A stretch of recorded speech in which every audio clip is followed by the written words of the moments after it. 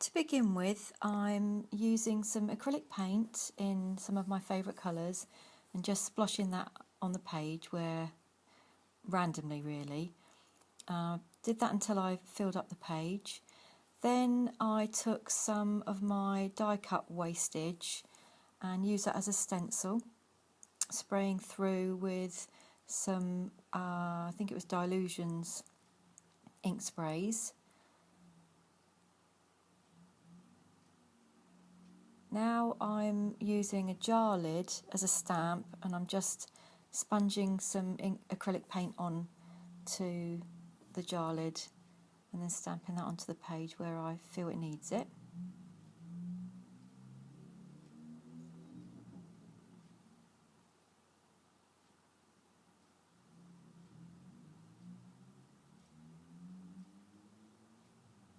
And now I'm just using the sponge as a stamp, and then whatever was left on my little sheet that I was using to put the paint on, I swirl that around and I stamp that onto the page as well. I always find that gives quite a nice texture. And these are some hot glue gun. It's a hot glue gun stamp that I made some time ago. I'm using that again. I'm just sponging that up with acrylic paint.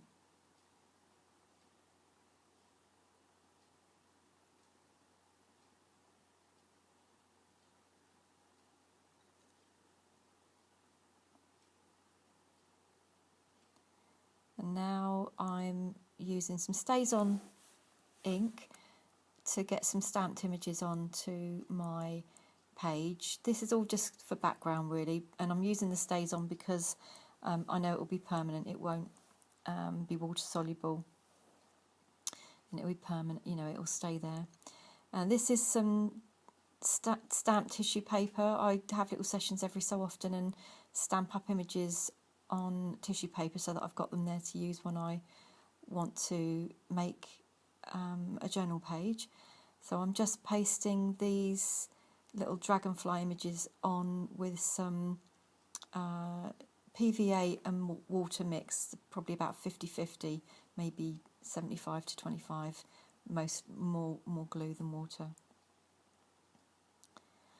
And to help those to disappear into the page, I like to spray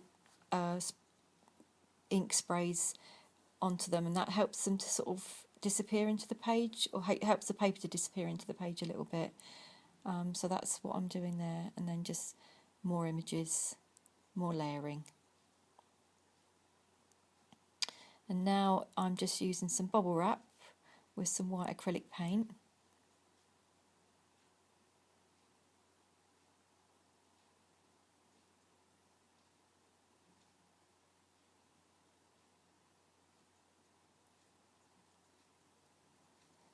And this is just a sheet of corrugated card that I've used as a stamp with some acrylic paint. Now I'm going to do some embossing onto my page. So this is some butterfly stamps that I've got, and I've used, it was a gold ink pad I think, pigment ink, and I'm using clear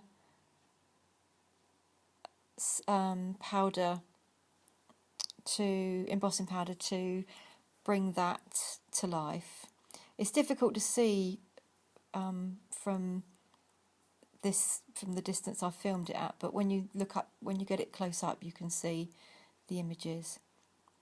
And now I'm using some black pigment ink, doing the same thing again. And originally I was going to use the black embossing powder, but I decided to use the clear instead, because black it will cling to other parts of the page I don't necessarily want it to cling to. So I knew with the clear we'd only see the black images that I wanted us to see. And now this is some fabric scraps that I've got, which I'm just cutting up. I want these to be the stems of the roses. So I'm just sort of playing around with them for a bit until I decide where it is I want them to go. And then when I'm happy with them, I'll paste them down with some PVA.